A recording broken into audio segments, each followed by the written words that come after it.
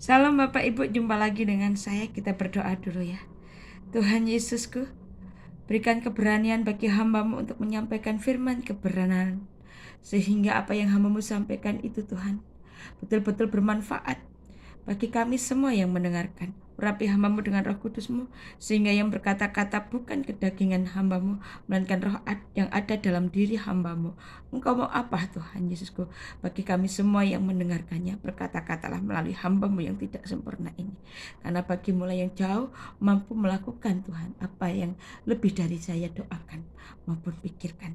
Dalam nama Tuhan Yesus kami sedia untuk mendengarkan dan merenungkan firman-Mu. Haleluya. Amin. Baik Bapak Ibu, Ibrani 11 ayat 1.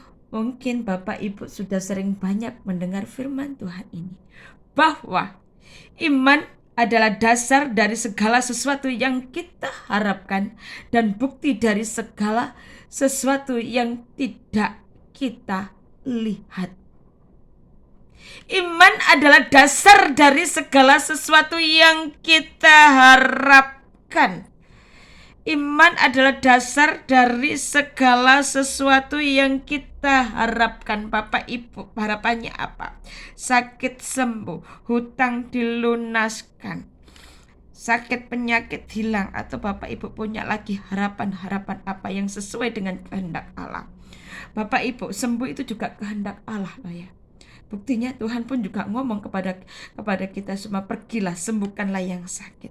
Berarti kesembuhan itu dikehendaki oleh Tuhan. Iman adalah dasar dari segala sesuatu yang kita harapkan. Bapak Ibu, harapannya apa? Sakitku sembuh, amin. Dalam nama Tuhan Yesus, terima dengan iman.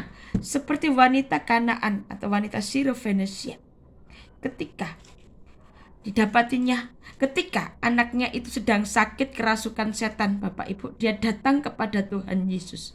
Meskipun Tuhan Yesus itu merendahkan dia, tetapi dia tetap kekeh. Tuhan Yesus berkata begini, tidak patut memberikan roti kepada anjing. Lalu wanita Sirofenesia itu begini, wanita Kanaan itu bilang begini, tidak patut memberikan roti kepada anjing. Lalu wanita Kanaan itu berkata, benar Tuhan. Anjing pun makan dari rema-rema yang jatuh dari meja tuannya. Lalu wanita Sirofenesia, lalu Tuhan Yesus menjawab apa? Kita buka ayatnya. Hai ibu, besar imanmu, maka jadilah kepadamu seperti yang kau kehendaki. Matius 15 ayat 28. Hai ibu, besar imanmu, maka jadilah kepadamu seperti yang kau kehendaki. Yang dikehendaki Bapak Ibu apa? Sembuh. Jadilah sesuai imanmu. Saat ini juga sakit sembuh. Apapun sakitnya, sakit sembuh dalam nama Tuhan Yesus. Miliki iman Bapak Ibu. Kalau Bapak Ibu berpengharapan, aku sakit sembuh, aku mau sembuh, milikilah iman. Karena iman itu adalah dasar dari segala sesuatu yang kita harapkan. Kalau kita memiliki harapan, aku ingin sembuh, tetapi Ibu gak memiliki iman, percuma deh, gak usah memiliki harapan. Karena iman itu sendiri adalah dasar dari segala sesuatu yang kita harapkan. Dan di Roma 5 ayat 5 mengatakan pengharapan tidak akan mengecewakan. Efesus 19 ayat 1 mengatakan betapa hebat kuasanya bagi kita yang percaya. Kuasa Yesus itu akan hebat bagi kita yang percaya, bagi kita yang beriman. Ya, kuasa Yesus, kita baca firman-Nya ya. Efesus 1 ayat 19. Dan betapa hebat kuasanya bagi kita yang percaya sesuai dengan kekuatan kuasanya. Sesuai dengan kekuatan kuasanya. Bapak Ibu, kekuatan Tuhan, kuasanya Tuhan itu gak terbatas loh. Dia yang jadikan bulan, jadikan bumi, jadikan seluruh isi dunia ini. Hebat. Melalui firman-Nya saja semuanya jadi. Hebat Bapak Ibu. Bahkan melalui kuasanya juga, dengan uluran tongkat Musa saja laut terbelah. Bahkan dengan kuat kuasanya saja Yosua bersama pasukannya itu merobohkan tembok Jericho. Banyak sekali contoh-contoh di Alkitab. Kuasanya Tuhan Yesus yang sanggup melakukan hal-hal yang ajaib. Bukan dengan kekuatan kita Bapak Ibu, tetapi dengan kekuatan Tuhan. Dengan kekuatan spiritualnya Tuhan. Betapa hebat kuasanya bagi kita yang percaya. Bagi mereka yang tidak percaya Bapak Ibu, binasa.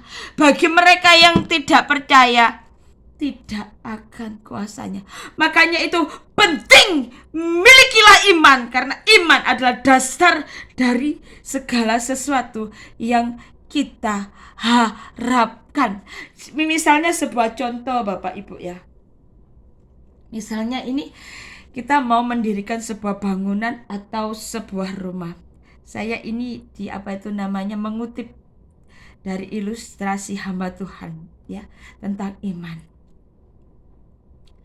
Ya, bahwa kalau kita ingin membangun gedung yang bercangkar langit, otomatis kita harus sediakan fondasi kita. Dasar itu yang tidak kelihatan. Fondasi itu kan dasar yang tidak kelihatan Bapak Ibu. Demikian juga iman. Iman adalah fondasi yang tidak kelihatan Bapak Ibu, tapi pengaruhnya sangat besar, menentukan bangunan itu roboh apa tidak, yaitu dari fondasi iman kita.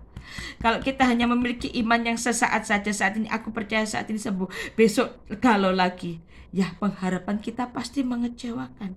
Tetapi yang Tuhan mau, kita percaya kepada Tuhan. Karena apa? Betapa hebat kuasanya bagi kita yang percaya. Bagi yang gak percaya, enggak hebat Bapak Ibu.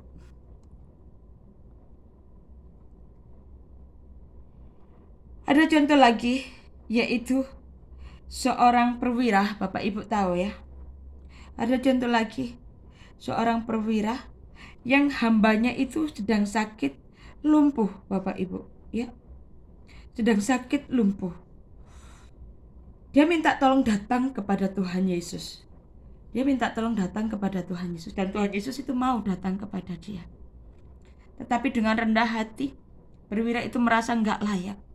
Dan perwira itu ngomong begini, katakan sepatah kata saja firman, maka hambaku itu akan sembuh.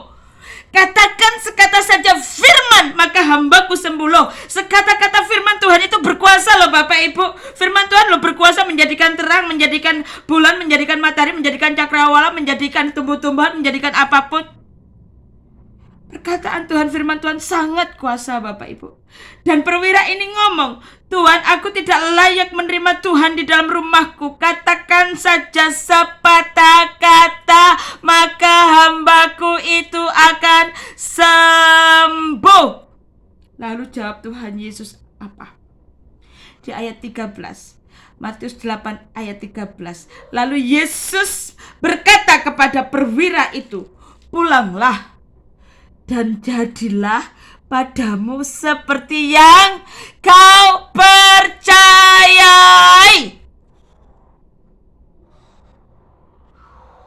Seketika itu sembuhlah hamba perwira itu Bapak Ibu. Maka pada saat itu juga sembuhlah hambanya. Mujizat itu memang semudah membalikkan telapak tangan begini Bapak Ibu. Asal kita memiliki iman. Asal kita memiliki iman, memiliki kepercayaan. Karena di dalam iman itulah kuasa Tuhan bekerja. Ya kalau kita berharapan ya ingin sembuh, tetapi kalau kita tidak beriman dalam Kristus Yesus, pengharapan mengecewakan Bapak Ibu. Tetapi di dalam firman Tuhan mengatakan, Roma 5 ayat 5, pengharapan di dalam Kristus tidak akan pernah mengecewakan. Teruslah berharap kepada Tuhan. Teruslah berharap sama pada Tuhan. Memang ada yang doa yang harus dijawab seketika itu juga. Memang ada doa yang harus menunggu waktu Tuhan. Memang waktu Tuhan adalah waktu yang paling tepat. Contohnya Bapak Ibu, seperti Lazarus dan Marta dan Maria. Saat Lazarus sakit, Maria dan Marta memberitakan kepada Tuhan Yesus, menyuruh orang untuk memberitakan kabar kepada Tuhan Yesus. Tuhan, hamba yang kau kasih saat ini sakit. Maria dan Marta mengirim utusan tersebut kepada Tuhan Yesus.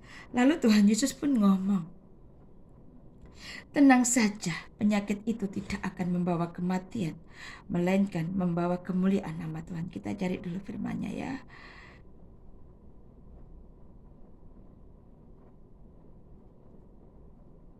Ya, sebentar. Ya.